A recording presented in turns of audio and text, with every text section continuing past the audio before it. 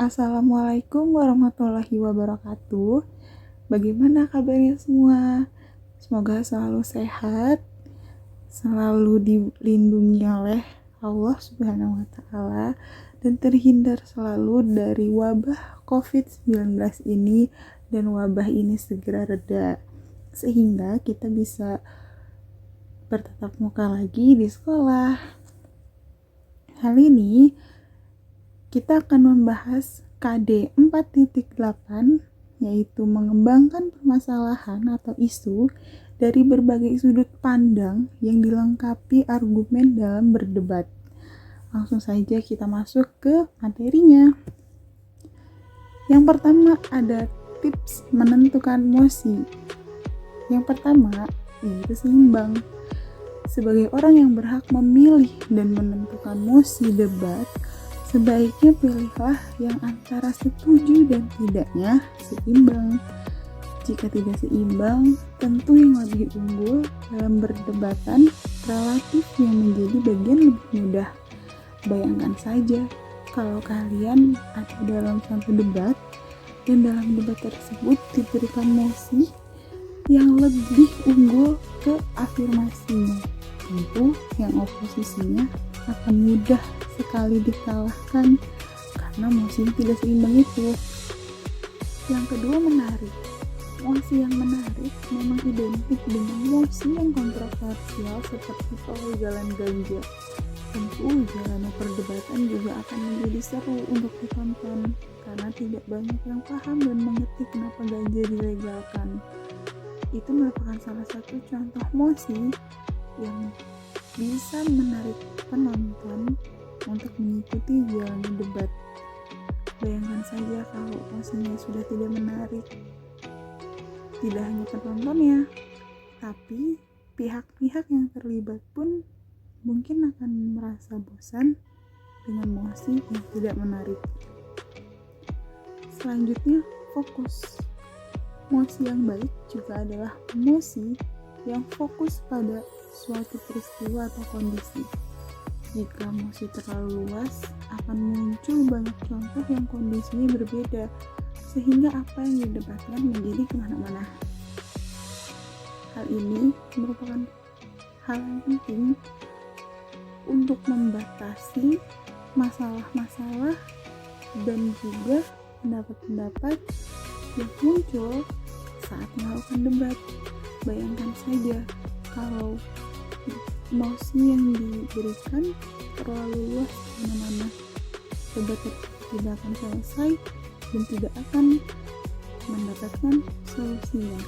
Yang keempat, punya solusi. Hakikat debat sendiri ialah mencari solusi, bukan hanya sekedar pandai berkata-kata. Orang berdebat karena merasa punya kepentingan dan mau memberikan jalan keluar untuk masalah yang didebatkan.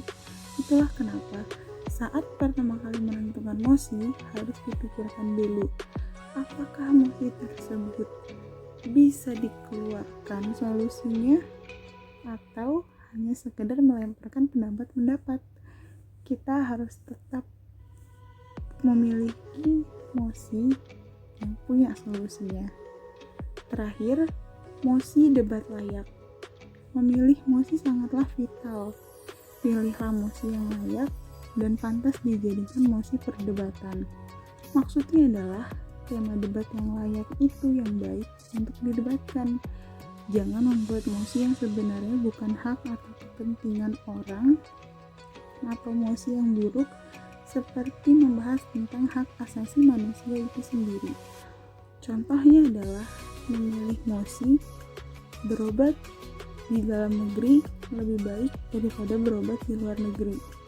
Contoh tersebut merupakan pelanggaran HAM karena sebagai manusia kita bebas berobat dimanapun, mau itu di dalam negeri atau di luar negeri.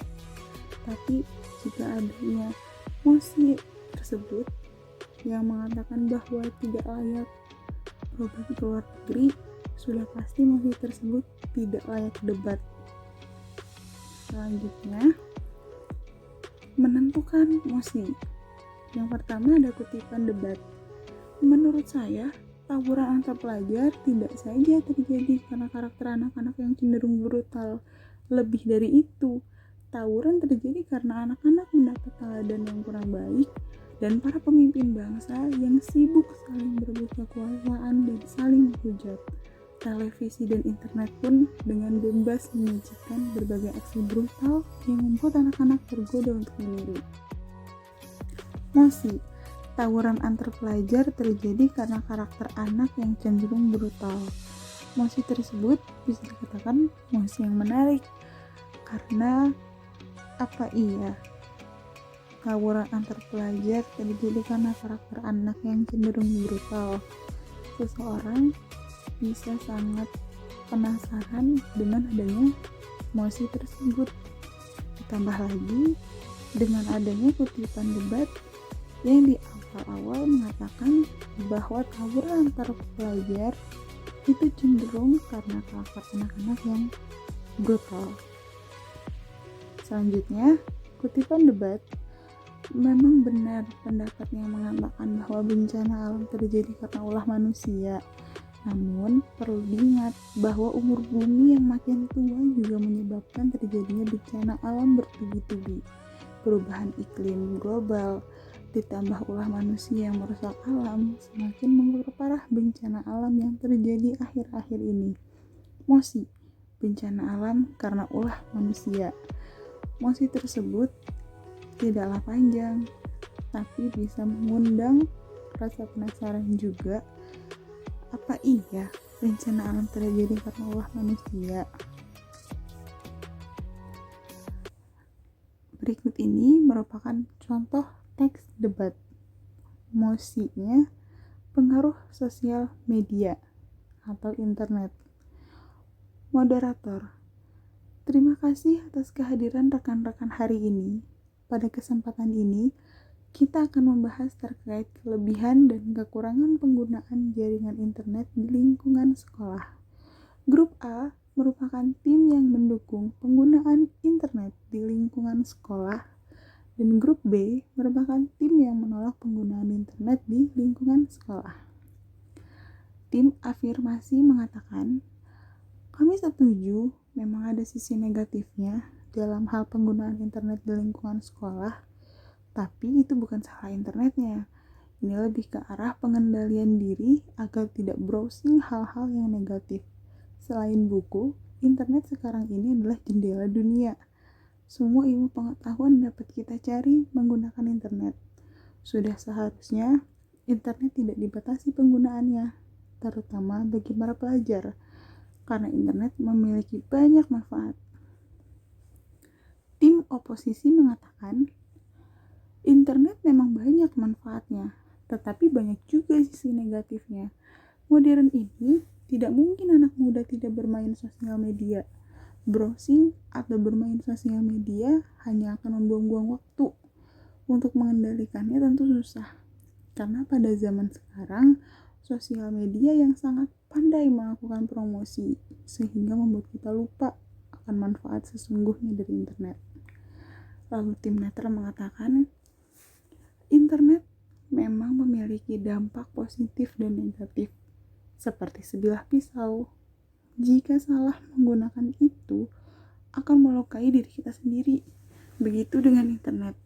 Jika tidak digunakannya dengan bijak, kita hanya akan mendapatkan sisi negatifnya. Jadi, meski demikian, apa yang akan kita dapat dari internet tergantung cara kita menggunakannya dan memanfaatkannya. Dari jawaban tim netral, itu sudah mewakili bahwa internet memang punya dampak yang positif dan negatif. Sudah memiliki solusi dan juga kesimpulan bahwa kebijakan penggunaan internet balik lagi kepada kita yang akan menggunakannya. Sekian materi hari ini, semoga bermanfaat. Terus semangat belajar dan jangan lupa menjaga kesehatan. Sekian, wassalamualaikum warahmatullahi wabarakatuh.